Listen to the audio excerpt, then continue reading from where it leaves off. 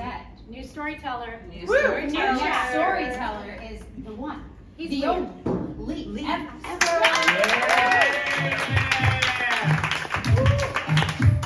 Thank you. Yeah. So, look, I love New Orleans. I moved here in 2003.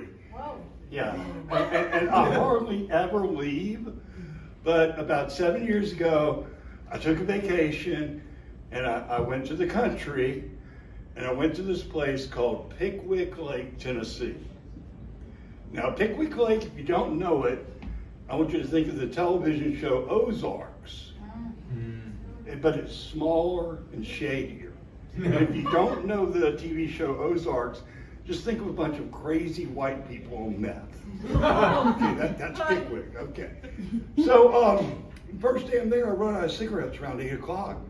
And I go out, and every store, every gas station, both Dollar Generals are closed. I'm like freaking out. Yeah. And then I see this neon light by the lake, and like a nicotine-addicted moth, and sweeping in towards it.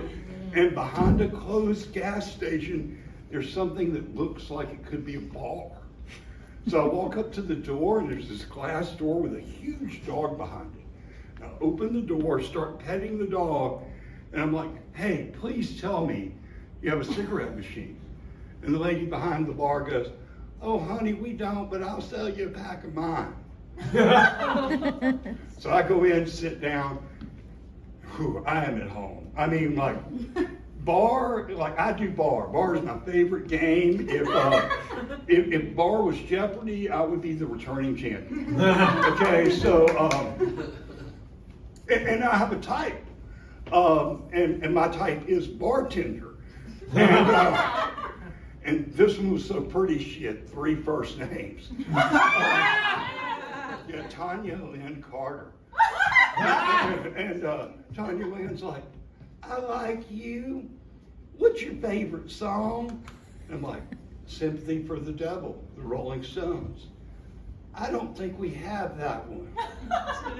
It's like, would you have that one about buying a boat? It's like, yeah. So she plays Buy Me a Boat, and the whole bar singing, and Buy Me a Boat. And then this guy says, hey, I'm country. And country was not using that word as an adjective. Country was his God-given name. And so I asked him, are you from country? I'm like, country? I saw another building down the road. What's the deal with the Moose Lodge?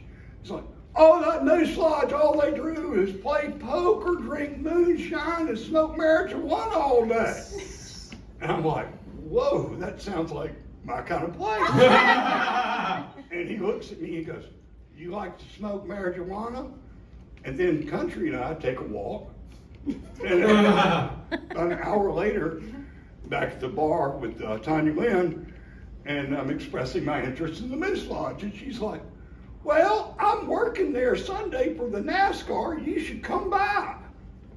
Well, there's no way in hell I'm not going to do that. So I go to the Moose Lodge, and right away, I get the feeling that this is really not my crowd. They have this like pledge card, and it's like a scared white person's manifesto. It's like I don't associate with any known terrorists, that kind of, and then somehow the Civil War comes up. We are 20 miles from the Shiloh battlefield, and I say, wow, that was really awful. We barely won that one. And the guy goes, no, we didn't win that one. I said, yeah, we did. It's like the first day was awful, and then there were reinforcements from the north, and then I realized I was using the wrong pronoun for the Union Army. And he was offended that I was using the word we. And yeah, and and then I realized that I'd let my love of weed, liquor, and bartenders get me into a really bad situation again. And so I came back to New Orleans, and I haven't been on vacation in a while, but I think the next time I'm not going to go to the country.